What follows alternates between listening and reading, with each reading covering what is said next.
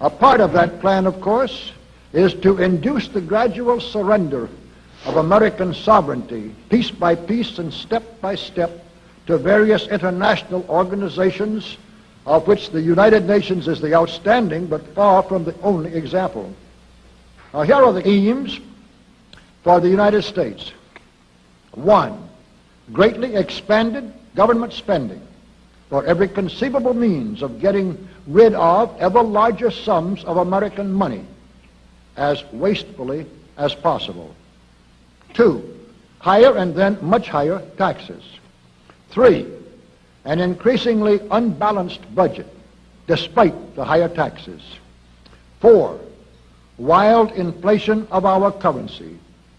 5, government controls of prices, wages, and materials, supposedly to combat inflation. 6, greatly increased socialistic controls over every operation of our economy and every activity of our daily lives. This is to be accompanied naturally and automatically by a correspondingly huge increase in the size of our bureaucracy and in both the cost and reach of our domestic government.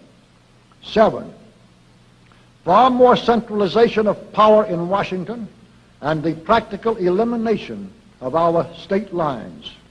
There is a many-faceted drive at work to have our state lines eventually mean no more within the nation than our county lines do now within the states.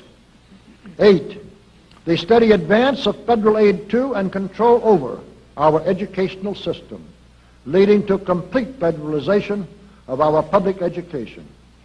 9, a constant hammering into the American consciousness of the horror of modern warfare, the beauties and the absolute necessity of peace.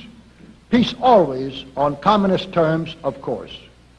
And 10, the consequent willingness of the American people to allow the steps of appeasement by our government which amount to a piecemeal surrender of the rest of the free world and of the United States itself.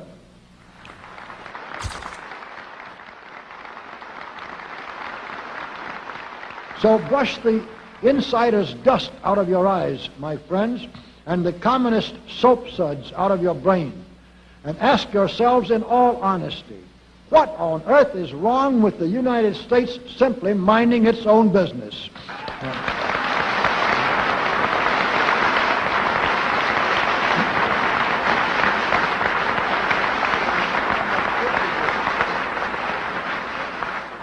Or with having its foreign policy function primarily for the safety and benefit of the American people.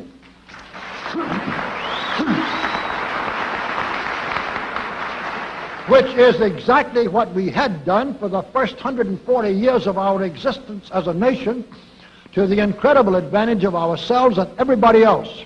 Everybody, that is, except a numerically small clique of power-lusting conspirators who had somehow inflicted themselves on a gullible world.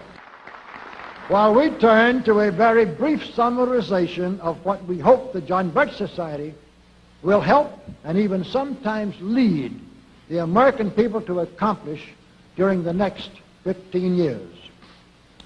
1, our first and most important specific undertaking should be to restore the complete independence of the United States.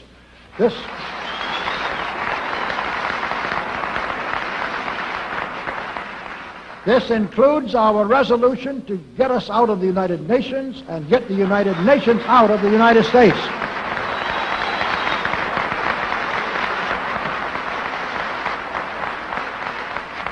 2, we must once again make our money freely redeemable in gold at some realistic price.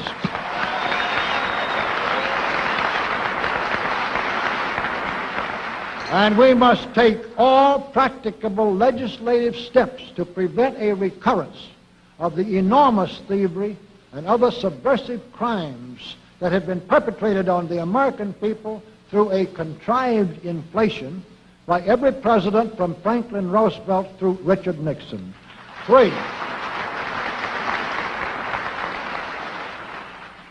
we should reduce the number of government bureaus, of government civilian employees, and the whole quantity of government by at least 50%.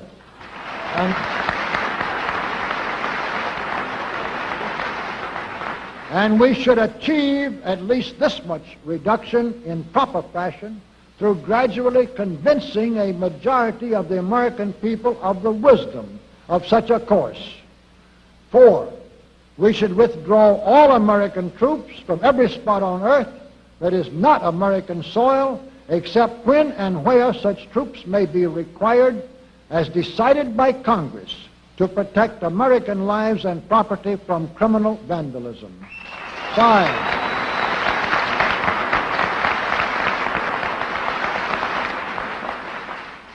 5, we should get government out of the areas and functions and activities where government does not belong. Again, all steps to this end should be taken gradually, but nevertheless just as rapidly as enough of the American people can be persuaded to support such progress.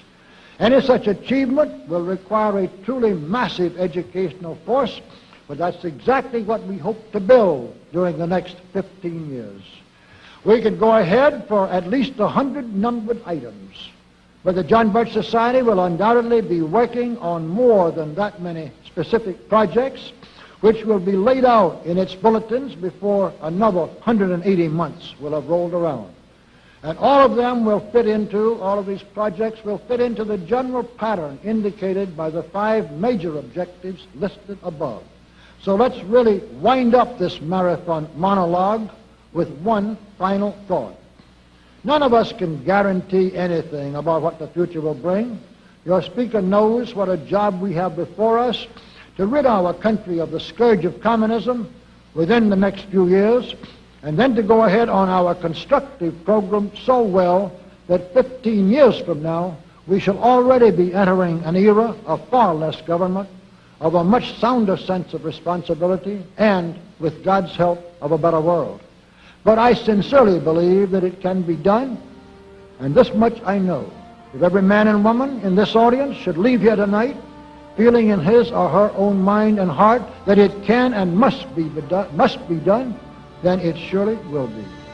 And so, all of you patriots of good character, good conscience, and noble ideals, whom we can reach with the filmed version of this speech in 1,000 other audiences, it is with a great deal of confidence and energizing will to win that we invite you to join us in our epic undertaking. While to all of you great, wonderful friends in this present audience, I certainly extend my very deep thanks indeed for so much patience and attention. Thank you and good night.